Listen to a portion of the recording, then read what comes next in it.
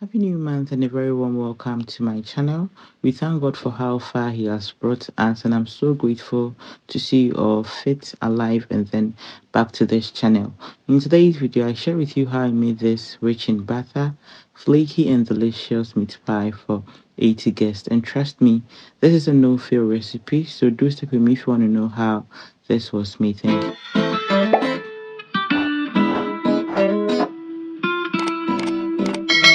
So this is 1.5 kg of plain flour, and I used two and more than half of it, which is 4,640 grams of flour.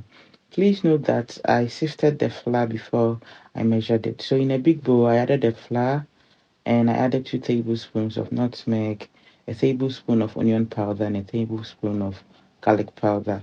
I then proceeded and added a pinch of salt, some milk powder, and I stirred everything together. So with the margarine, I almost used two of this, and it's 3,904 grams of margarine. And I always advise that you use margarine meant for baking for a perfect outcome. If you're still with me, thank you so much. I truly appreciate. Please don't forget to share to others and then subscribe. So before you come for me, my hands is thoroughly cleaned and washed. I'll mix everything with the tip of my finger. And please note that the margarine should be very cold. And I'm mixing with the tip of my finger because I don't want to activate the gluten in it. So there's the outcome after mixing. I'll proceed to the next stage, and in a bowl I'll crack some eggs. So someone recently asked if I can make meat pie without eggs, and my answer was yes, why not? I can, and I'll share a recipe with you soon. So I feel, and then I also know that eggs makes it more flakier, but if you prefer meat pie without eggs, I'll share a recipe with you soon, so do stay tuned. So I added the eggs to the flour and mixed everything together, and I'm not molding it, so this is the outcome. I'll leave it to rest for 15 minutes. So while the dough is resting, I'll proceed to the next stage, and in a bowl I added 3 corned beef and microwaved it for 2 minutes to soften it before mixing. When I'm done mixing, I'll just add some diced onion.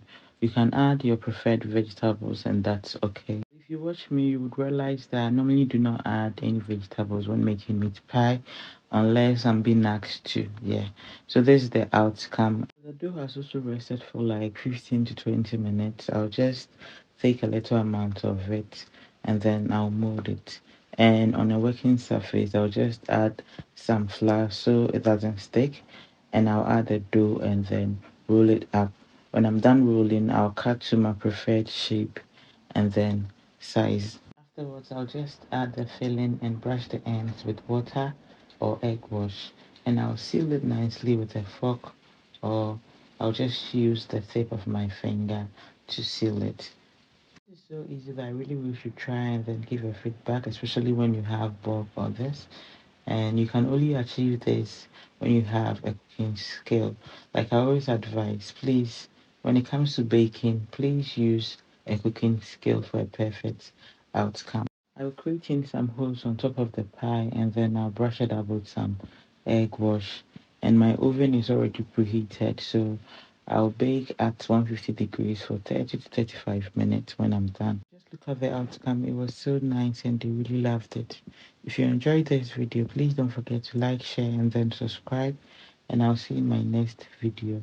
So if you tried this recipe, please don't forget to leave a feedback. I would be very grateful. See you in my next video and have a blissful week. Bye.